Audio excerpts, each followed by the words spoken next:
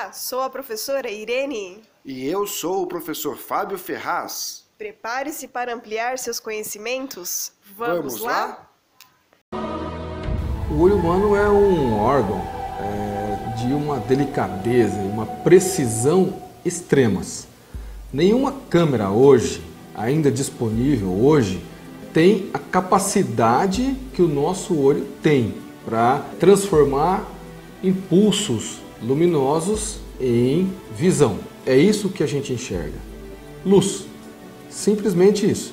As partículas de luz, que elas não têm massa, elas são só partículas, os fótons, eles atingem o nosso olho, passam por todas as camadas pela córnea, que é a parte transparente que cobre a parte colorida do olho, pelo cristalino, pelo humor vítreo e atingem a retina.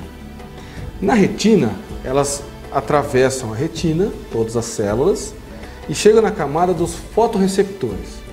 Os fotorreceptores, eles realizam uma reação química que transformam essa luz em um impulso nervoso que via nervo óptico vai chegar até o nosso cérebro e fazer a gente enxergar. Entender a imagem que nós estamos vendo é em outra parte do nosso cérebro. É um mecanismo fantástico, é muito complexo, mas é fantástico. E aí entra a questão das cores. Só 3 cores nos dão toda essa gama de cores que a gente enxerga. São 3 células especializadas. A célula do red, vermelho, do B, blue, azul e do green, o verde. Essas 3 junções de estímulos luminosos fazem com que enxerguemos todas as outras cores.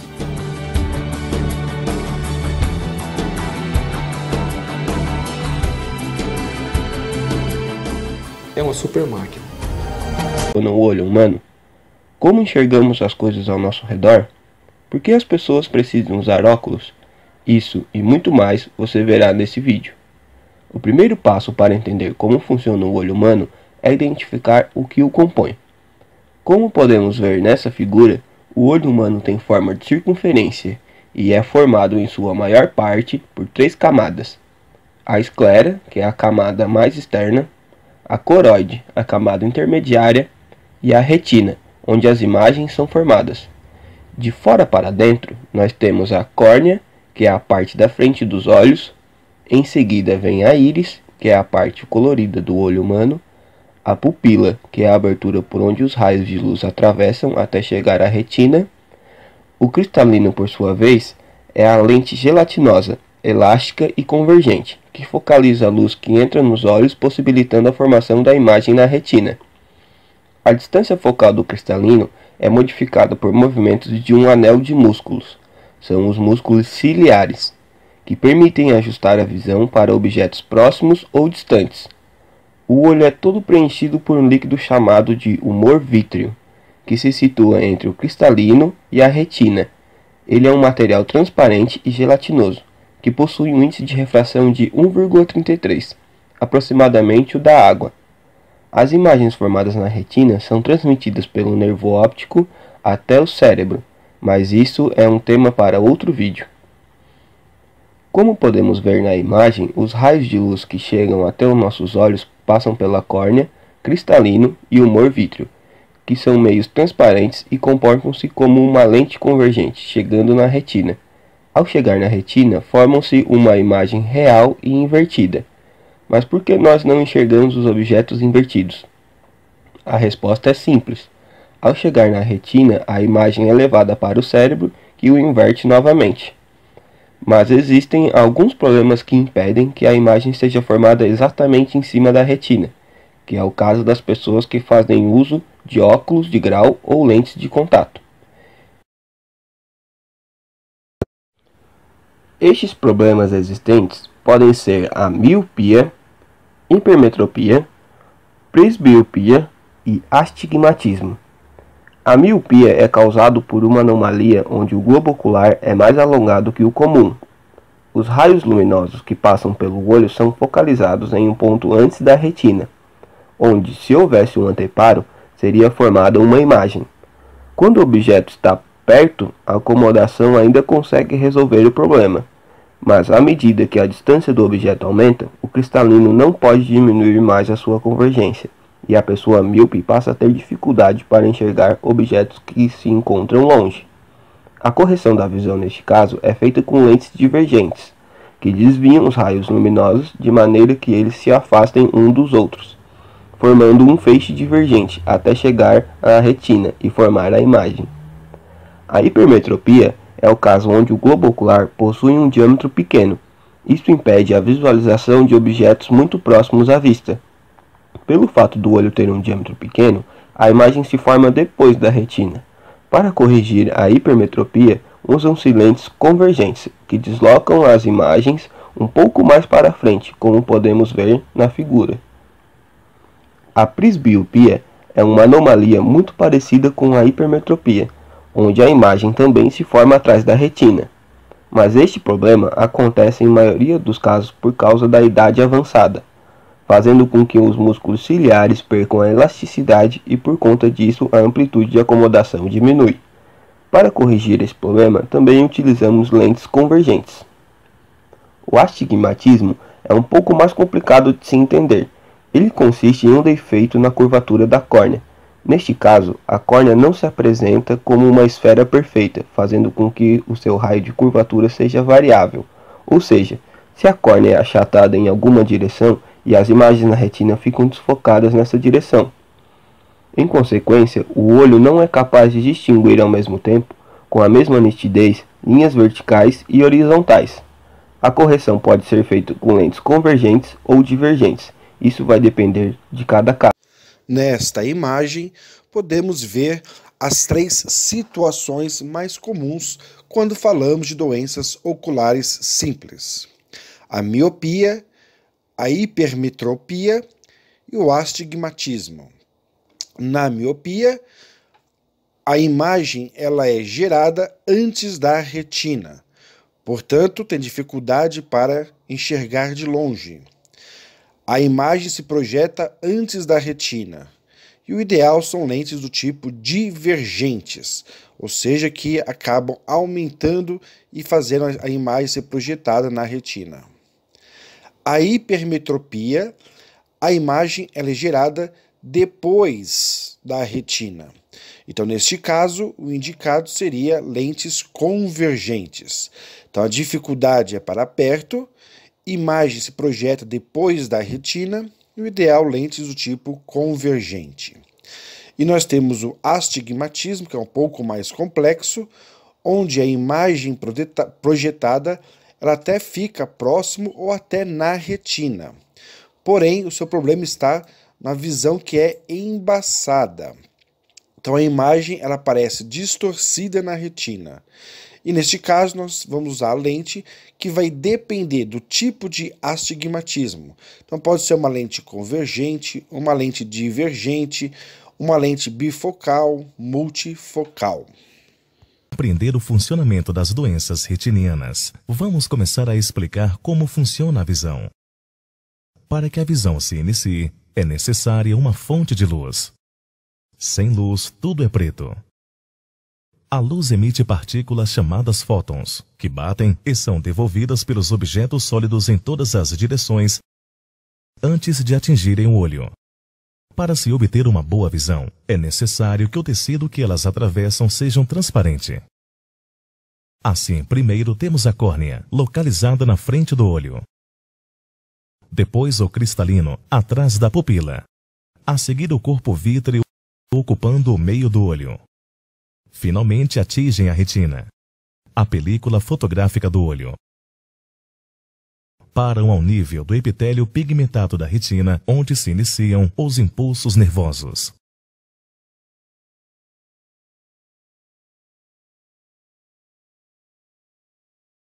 Esses impulsos vão através do nervo óptico e depois pelas vias ópticas até o cérebro occipital, onde são transformadas em imagem.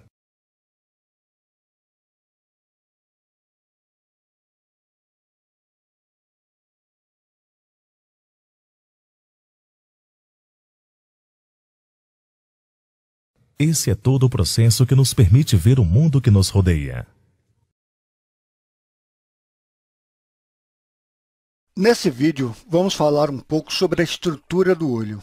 E nós vamos ver isso desenhando um diagrama transversal do globo ocular. A primeira coisa que vamos desenhar é a parte branca do olho, que é conhecida como esclera. Então, estou apenas desenhando isso. E eu vou voltar a rotular de esclera. E a esclera é um tecido fibroso e espesso que basicamente forma a substância do globo ocular. Assim, a parte branca do olho é a esclera e serve para proteger os olhos. E também serve como um ponto de ligação para os músculos. Assim, você pode mover seu globo ocular quando estiver olhando para diferentes coisas. Vamos partir para o próximo tópico, que é o globo ocular e a parte de trás do globo ocular. Então, quando você está olhando para alguém, você está olhando para ele desta maneira. Assim, a primeira coisa que você vê é conhecida como córnea. A córnea é realmente transparente e basicamente serve para proteger a frente do olho e também serve para desviar a luz um pouco. A córnea está realmente protegida. É muito sensível, então ela tem que ser protegida por uma fina camada de células epiteliais e é conhecida como conjuntiva. Essa fina camada de células epiteliais protege a córnea do atrito. Assim, quando você esfrega o globo ocular, você não coça a córnea. E é isso porque está realmente protegida pela conjuntiva. Agora, também ajuda a hidratar a córnea e a protege contra poeira e detritos. Assim, a córnea está protegida. Então, quando você está olhando para o olho de alguém, você olha para a córnea. E agora, a próxima coisa que você realmente olha, você não pode ver, é o humor aquoso. Então, dentro da córnea, basicamente, temos uma câmara e está cheia de fluido. E este fluido é conhecido como humor aquoso. O humor aquoso é basicamente água e sal. Preenche essa camada anterior do olho. Então, humor significa câmara, aquoso, água. Então, é a câmara de água, a câmara anterior do olho. Assim, vamos para a próxima coisa que você vê. Imagine um raio de luz. Ele, como mencionei, a córnea desvia um pouco o raio de luz, só um pouquinho. A próxima coisa que esse raio vai atingir é a lente. É uma lente biconvexa, o que significa que ela é convexa nas duas extremidades. E quando o raio de luz atinge a lente, ele se desvia um pouco mais, e essa lente pode mudar de forma, o que pode torná-la mais fina ou mais grossa, dependendo se o objeto está mais próximo ou mais distante. O que realmente torna a lente mais fina ou mais grossa é conhecido como corpo ciliar. O corpo ciliar é composto de algumas coisas. Primeiro são os ligamentos que estão conectados à lente, e eles são conectados como ligamentos suspensores. Os ligamentos suspensores estão conectados à lente, e eles também são ligados aos músculos ciliares. Está nos dois lados da lente, e o músculo ciliar, os ligamentos suspensores, mudam de forma à lente, e eles formam essa estrutura maior, conhecida como corpo ciliar, que também secreta humor aquoso. Assim, a córnea desvia a luz e a lente desvia mais ainda. E o que é interessante é quando você mergulha debaixo d'água. Tudo fica embaçado. E a razão é que quando a luz é emitida pelo sol, ele realmente entra, passando normalmente pelo ar. E quando ele atinge a córnea, ele é desviado a uma certa quantidade. Mas quando você está debaixo d'água, o ar é substituído por água. E assim, o raio de luz realmente desvia de um valor ligeiramente diferente. Então, há um desvio quando está no ar e um desvio quando está na água. E é por isso que tudo fica um pouco embaçado, porque os raios luminosos não estão convergindo para onde eles deveriam convergir. Então, quando você está com os óculos de proteção debaixo d'água, imagine que você está usando óculos de proteção. Os óculos servem para adicionar uma camada de ar na frente da córnea, para que a luz, ao atingir a córnea, ela se desvie do valor correto, em vez de se desviar de uma quantidade anormal, que normalmente existe quando há água lá fora. A próxima coisa que vamos ver é algo conhecido como a íris. A íris, na verdade, é a parte do olho que é colorida. Então, se alguém tem olho azul ou verde, é porque a íris é pigmentada de maneira diferente. A íris é, na verdade, dois músculos diferentes que se contraem e se expandem. Quando eles se contraem e se expandem, o tamanho do orifício onde passa a luz fica maior ou menor. E esse buraco é conhecido como pupila. Eu sei que estamos escrevendo várias palavras, mas todas devem fazer sentido depois de desenharmos o diagrama inteiro. Assim, a pupila é apenas um termo para o buraco cujo tamanho é controlado pela íris. Se estiver muito escuro lá fora, você quer que esse buraco, esse orifício, seja realmente grande, para que você possa obter uma quantidade máxima de raios de luz entrando na parte de trás do olho. E quando está muito claro lá fora, você quer que a íris se contraia e haja menos luz entrando no olho, para que você possa se concentrar no que está olhando.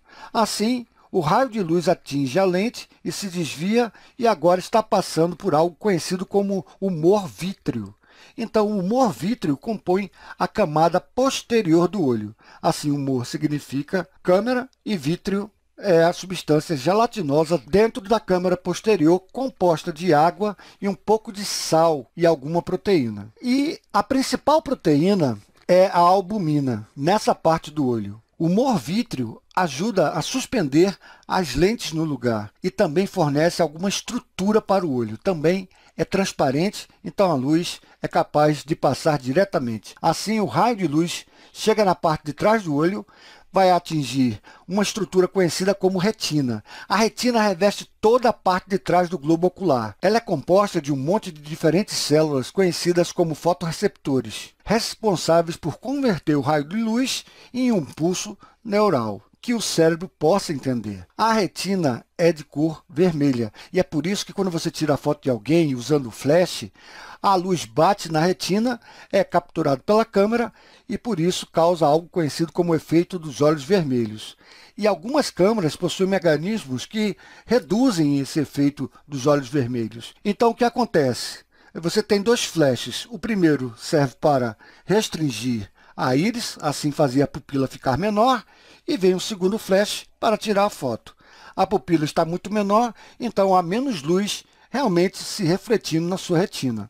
Então, isso reduz o efeito dos olhos vermelhos. Assim, a retina se liga a fibras na parte posterior do olho e as fibras vão realmente para o cérebro. Estas fibras formam algo conhecido como nervo óptico. Assim, a retina envia fibras através do nervo óptico, então faz com que você perceba o que você está vendo. A próxima estrutura que vamos falar é a que está dentro da retina. É a membrana conhecida como coroide. E a coroide é basicamente uma rede de vasos sanguíneos que nutre as células da retina e nutre outras células dentro do olho. Então, há pouco tipo de vasos sanguíneos que saem da coroide que nutrem todas as células da retina e outras partes do olho. A coroide é pigmentada de preto. Então, é por isso que quando olhamos para o olho de alguém e olhamos através da pupila, é realmente muito escuro, é preto. Isso acontece porque você está olhando para a coroide, que é pigmentada de preto. Em algumas espécies, como gatos, eles não têm pigmento. Assim, a coroide é realmente brilhante. E isso serve para dar-lhes uma melhor visão noturna. Então, quando um raio de luz chega em olhos humanos, esse raio de luz que não for absorvido pela retina, será absorvido pela coroide, porque a coroide é preta e o preto absorve a luz. Mas em gatos, como é brilhante, esse raio de luz realmente bate na retina novamente. Então, tem duas chances de absorver o raio de luz e realmente melhora a visão noturna dos gatos. Eu quero salientar mais uma característica da retina. Há uma pequena covinha, e esta covinha é chamada de cones. E esses cones permitem que você veja a imagem em detalhes mais ricos, quando você está olhando para alguma coisa. E é conhecida como fóvea. E a fóvea está realmente no centro de uma região mais ampla, conhecida como mácula. Assim, a mácula é apenas o nome anatômico para uma determinada região do olho. Na parte do centro da mácula está a fóvea, que é rica em cones e permitem que você veja níveis realmente altos de detalhes. Então, foi apresentado aqui a estrutura básica do olho. Vamos examinar a diferença entre bastonetes e cones nos nossos olhos. Deixe-me desenhar um esquema muito simplificado de um bastonete apenas, para lhe dar uma ideia do que parece. Os bastonetes, na verdade, recebem seu nome porque se você olhar para um bastonete no microscópio, ele vai ter a sua célula alongada e esse tipo dá uma forma de bastonete. Um bastonete é um fotorreceptor, que realmente é um fotorreceptor. O neurônio é um tipo de nervo, então na verdade, é um tipo muito especializado de nervo que é capaz de captar a luz e converter em impulso neural. Então, dentro de um bastonete, há um monte dessas estruturas conhecidas como discos ópticos. Esses discos ópticos são grandes estruturas ligadas a membranas dentro dos bastonetes, e há milhares deles em um bastonete individual. Embutido dentro da membrana de cada disco óptico está um monte dessas proteínas, e essas proteínas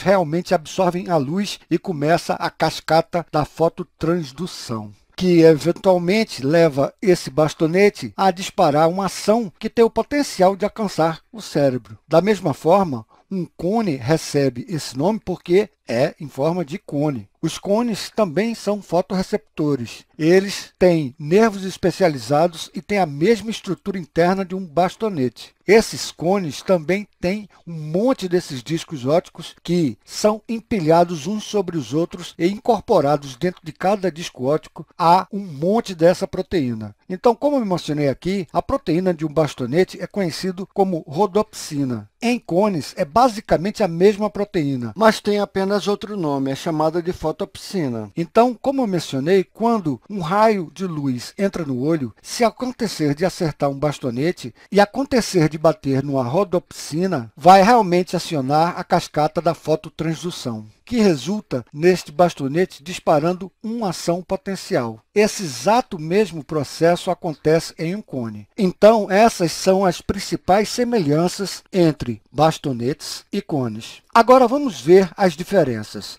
Numa retina média, existem cerca de 120 milhões de bastonetes. Em contrapartida, existem apenas 6 milhões de cones por retina. Então, existem cerca de 20 vezes mais bastonetes do que cones em cada olho. Outra grande diferença entre bastonetes e cones é a sua localização no globo ocular. Desenhando um diagrama muito simplificado de um globo ocular, com o nervo óptico saindo da parte posterior do olho, temos a frente do globo ocular e a parte de trás do globo ocular, e como eu mencionei no vídeo anterior, a parte de trás do globo ocular é revestida por uma membrana conhecida como retina. Assim, os bastonetes são encontrados na periferia do globo ocular. E há realmente uma região da retina que realmente tem ondulações. Esta região é conhecida como fóvea. E os cones são principalmente concentrados na região em frente à fóvea. Os bastonetes são encontrados principalmente na periferia do olho, conforme os cones são encontrados principalmente perto da fóvea. Outra grande diferença entre bastonetes e cones é que bastonetes não produzem visão a cores, enquanto que os cones o fazem. Mas os bastonetes são muito mais sensíveis à luz. Na verdade, eles são 1000 vezes mais sensíveis à luz do que os cones. Por este motivo, os bastonetes são muito bons na detecção da luz. Eles são basicamente responsáveis por nos dizer onde tem luz e onde não tem. Outra maneira de pensar nisso seria ser a visão em preto e branco. Por outro lado, os cones não são tão sensíveis, mas eles percebem a luz. Então, eles revelam sua visão das cores. E, de fato, existem 3 tipos diferentes de cones. Há os cones de percepção vermelha, que perfazem cerca de 60% de todos os cones do olho. Existem cones verdes, que perfazem cerca de 30% de todos os cones do olho. E há cones azuis, que perfazem cerca de 10% de todos os cones do olho. Outra grande diferença entre bastonetes e cones é o seu tempo de recuperação. Os bastonetes têm um tempo de recuperação muito lento, considerando que os cones têm um tempo de recuperação muito mais rápido. Então, o que é que se pode pensar em tempos de recuperações lentas e rápidas? É que um bastonete, quando é ativado por um raio de luz, demora muito mais para um bastonete poder disparar outro potencial de ação do que para um cone. E você realmente já experimentou isso. Se você estiver do lado de fora jogando futebol e você correu para dentro Para pegar um copo d'água, há uma grande mudança de iluminação, mas você não dá uma topada. Você é capaz de fazer a transição de fora para dentro relativamente rápida. Isso porque os cones são capazes de se adaptar rapidamente às mudanças de iluminação, enquanto que os bastonetes demoram muito mais tempo. À noite, quando você entra num quarto escuro rapidamente, leva algum tempo para que seus olhos se ajustem ao escuro. Isso porque os bastonetes precisam ser reativados para que você possa usá-los para ver qualquer coisa. Olá, bem-vindos ao quadro. Nesta aula eu vou falar sobre daltonismo, que é um fenótipo que possui herança ligada ao cromossomo X. O daltonismo é a incapacidade que algumas pessoas têm de diferenciarem a cor vermelha da cor verde. Então, um diagrama como este, por exemplo, uma pessoa daltônica não conseguiria identificar o número 5 dentro deste círculo vermelho. Vamos ver por que isso acontece. Supondo que este é um corte transversal do globo ocular, nessa região do fundo do olho há uma camada chamada retina. E nessa camada estão presentes células que possuem pigmentos visuais, ou seja, pigmentos sensíveis às cores. E esses pigmentos podem ser sensíveis a 3 cores diferentes. Podem ser sensíveis ao vermelho, ao verde e ao azul. Isso é só um esquema. Essas células, chamadas de cones, estão espalhadas por toda essa região e cada pigmento é produzido por um gene diferente. Por exemplo, o gene na sua forma alélica dominante, desão, localizado no cromossomo X, é responsável pela produção do pigmento vermelho. Porém, o alelo mutante recessivo desse mesmo gene, desinho, é deficiente para a produção desse pigmento. Por isso, homens que possuem o genótipo X, desinho, Y serão daltônicos e mulheres que possuem o genótipo X, desinho, X, desinho também serão daltônicos. Para a gente ver quais são os outros genótipos possíveis e quais são as suas relações com os fenótipos, vamos avaliar 2 exemplos diferentes. No primeiro exemplo, temos a seguinte situação, mostrada por este heredograma. Um homem daltônico, representado por este quadrado com preenchimento, é casado com uma mulher não daltônica, representada por este círculo sem preenchimento, e possui um filho daltônico. Sabendo disso, podemos afirmar que o filho herdou do pai o gene para o daltonismo? Então, o primeiro passo é determinar os genótipos dos envolvidos. O filho é daltônico, então ele possui um X desinho e um Y. Sabemos que o filho herda o cromossomo Y do pai. Logo herdou o X desinho da mãe. Como a mãe não é daltônica, ela é heterozigota X desão, X desinho. E como o pai é daltônico, ele possui um X desinho. Então, não podemos afirmar que o filho herdou o gene para o daltonismo do pai, mas sim que ele herdou este gene da mãe, que por sua vez possui o fenótipo normal, mas é portadora do gene para o daltonismo.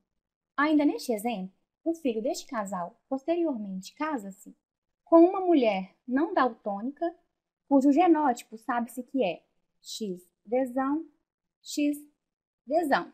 E essa mulher está esperando um filho. Qual é a chance desse filho ser daltônico como o pai? Como sabemos, o filho vai herdar o Y do pai e sempre herdará um X desão da mãe. Por isso, não há chance desse filho ser daltônico. Vamos analisar agora um segundo exemplo, representado pelo seguinte heredograma. Um homem daltônico é casado com uma mulher normal e a filha mais velha é daltônica. Já o segundo filho é normal e este casal terá uma terceira filha. Essa filha com certeza será daltônica como a irmã mais velha? Então vamos primeiro determinar os genótipos possíveis. Esta menina é daltônica, então ela é homozigota, XDzinho, XDzinho. Este menino é normal, então ele é XDzão, Y. O filho herda o Y do pai e o XDzão da mãe. A filha herda um XDzinho do pai, que é daltônico, e um XDzinho da mãe, que é normal portadora. Agora que temos os genótipos dos pais, sabemos que essa filha pode ser normal, herdando um XDzão da mãe e um XDzinho do pai, ou pode ser daltônica, herdando um XDzinho do pai e outro XDzinho da mãe. Então, nesses dois exemplos, temos todos os genótipos possíveis para a mulher. Ela pode ser heterozigota, XDzão, XDzinho, e ser normal, portadora, ou ela pode ser homozigota, XDzão, XDzão, e ser normal, ou pode ser XDzinho, XDzinho, e ser daltônica. Já o homem pode ser XDzinho, Y, daltônico, ou XDzão, Y, normal. Bom, espero que vocês tenham compreendido. Bons estudos e até mais.